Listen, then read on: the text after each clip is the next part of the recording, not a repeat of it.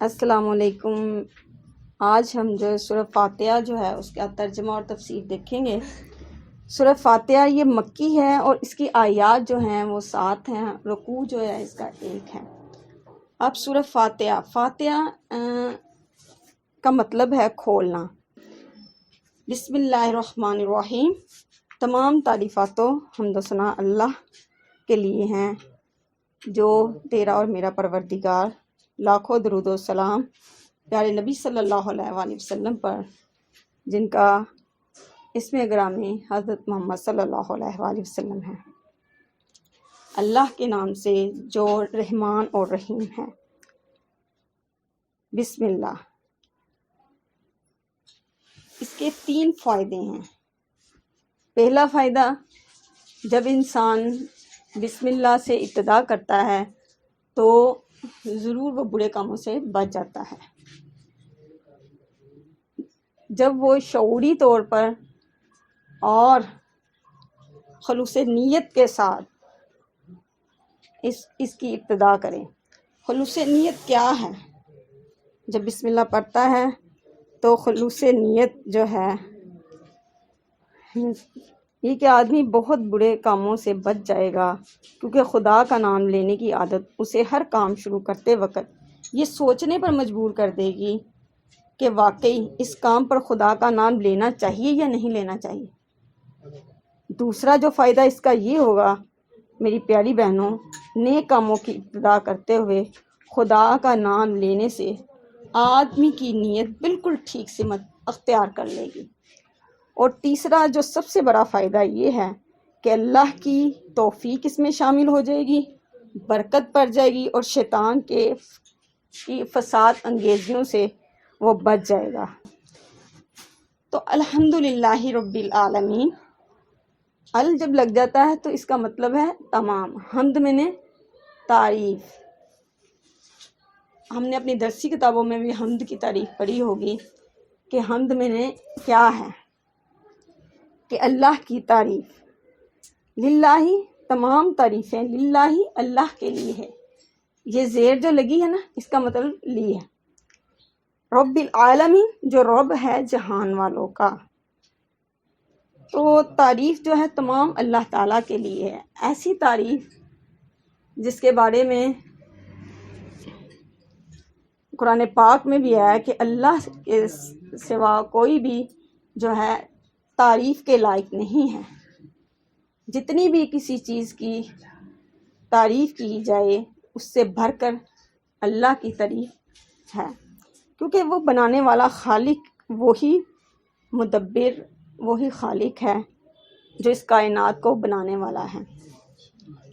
تو تمام تعریفات حمد و ثنا جو ہے وہ اللہ رب العالمین کے لیے ہے۔ تو اس میں ایک یہ بھی تعلیم جو دی گئی کہ مانگنے کا طریقہ۔ تو سورہ فاتحہ ایک دعا بھی ہے، اس کا مضمون جو بنے گا وہ دعا ہی بنے گا، لہٰذا یہ دعا ہے۔ تو ایک دعا کا طریقہ ایک انسان کو اللہ تعالیٰ نے سکھایا۔ الحمدللہ، یہ تمام تعریفات جو ہے وہ اللہ ہی کے لیے ہیں۔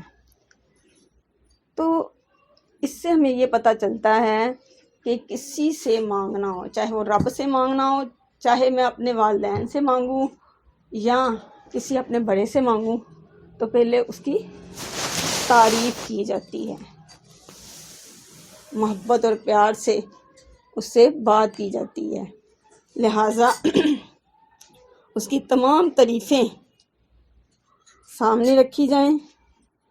اور تعریفوں کے بعد جیسے ایک بچہ بھی دیکھ لیں، اپنے والدین سے کوئی چیز مانگنی ہوتی ہے نا، پہلے اس کی تعریفیں کرتا ہے، ایک چھوٹا سا بچہ۔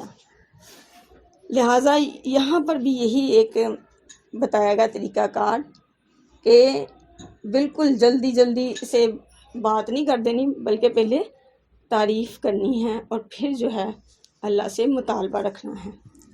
تو یہاں جو ہے سورہ فاتحہ پیارے نبی صلی اللہ علیہ وآلہ وسلم پر نبوت کے ابتدائی دنوں پر ہی نازل ہو گئی تھی۔ یہ واحد صورت ہے، یک بارگی جو پیارے نبی صلی اللہ علیہ وآلہ وسلم پر ایک ہی دفعہ نازل ہوئی، بقایا جو سورہ علق ہو گئی، سورہ مدثر اور سورہ مزمل ہو گئی، یہ جو صورتیں ہیں پیارے نبی صلی اللہ علیہ وآلہ وسلم پر نازل ہوئیں، مگر چند آیات ان کی نازل ہوئی۔ سورہ فاتحہ ایسی صورت ہے جو ہے یک بارگی ہی اللہ تعالیٰ نے پیارے نبی صلی اللہ علیہ وآلہ وسلم پر نازل کی، لہٰذا اللہ تعالیٰ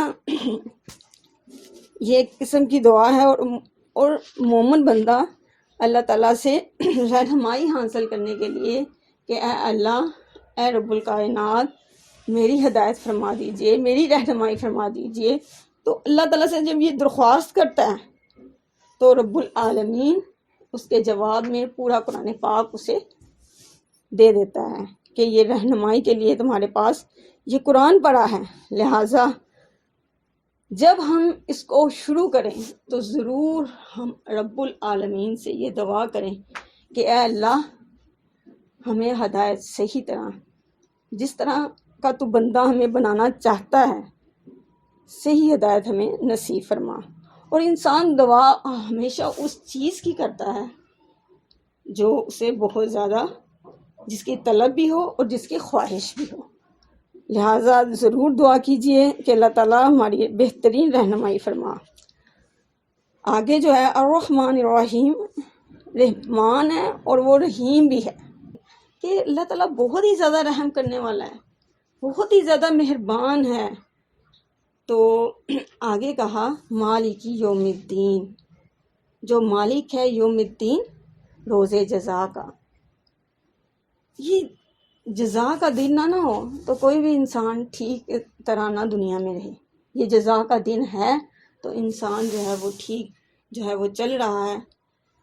اس میں تمام جو ہے، چاہے وہ حضرت آدم سے لے کے پیارے نبی صلی اللہ علیہ وآلہ وسلم تک، تمام لوگوں کو اللہ تعالیٰ اکٹھا کر لے گا محشر والے دن، اور پھر ان کے اعمال کا جو ہے وہ بدلہ دیا جائے گا۔ ایاک نعبد، خاص ہم، ایا میں نے خاص، کاف میں نے تیری، نعبد عبادت کرتے ہیں ہم، و ایاک اور خاص، نستعین ہم تجھ سے مدد مانگتے ہیں۔ یہ بڑی زبردست فکریں ہیں، اور بار بار ہم اس کو نماز میں پڑھتے ہیں اور اللہ تعالیٰ سے یہ مانگتے ہیں کہ ہم تیری ہی عبادت کرتے ہیں۔ یہ عبادت کیا ہے؟ یہ بندگی رب ہے، کہ اس کے ساتھ کسی کو شریک نہیں ٹھہرانا۔ کوئی بھی وقت کٹھن مشکل آ جائے، اس وقت میں نے اور آپ نے صرف پکارنا کسے ہے؟ کہ اس وحدہ لا شریک کو، وہی مدد کر سکتا ہے، وہی تمام جو ہے تکالیف اور مصائب سے نکال سکتا ہے۔ لہٰذا اس کو نعبدو، اس کے جو ہے تقریباً 3 معنی ہیں۔ پہلا جو ہے پوجا، پرستش، اطاعت اور فرمانبرداری، اور تیسرا ہے بندگی اور غلامی۔ اس مقام پر تینوں معنی بیک وقت مراد ہیں، یعنی ہم تیرے پرستار بھی ہیں، مطیع فرما بردار بھی ہیں، اور بندہ غلام بھی۔ اور بات صرف اتنی ہی نہیں ہے کہ ہم تیرے ساتھ یہ تعلق رکھتے ہیں، بلکہ واقعی حقیقت یہ ہے کہ ہمارا یہ تعلق صرف تیرے ہی ساتھ ہے۔ تو یہاں جو ہے وہ 3 معنی استعمال ہو رہے ہیں۔ تو اللہ تعالیٰ سے دعا کیجئے کہ اللہ تعالیٰ ہمیں خالصتاً للہ کے لیے عبادت کرنے کی توفیق عطا فرمائے، اور پھر اللہ تعالیٰ کی جو مدد ضرور ہمارے لیے اترے گی۔ وآخر دعوانا ان الحمد للہ رب العالمین۔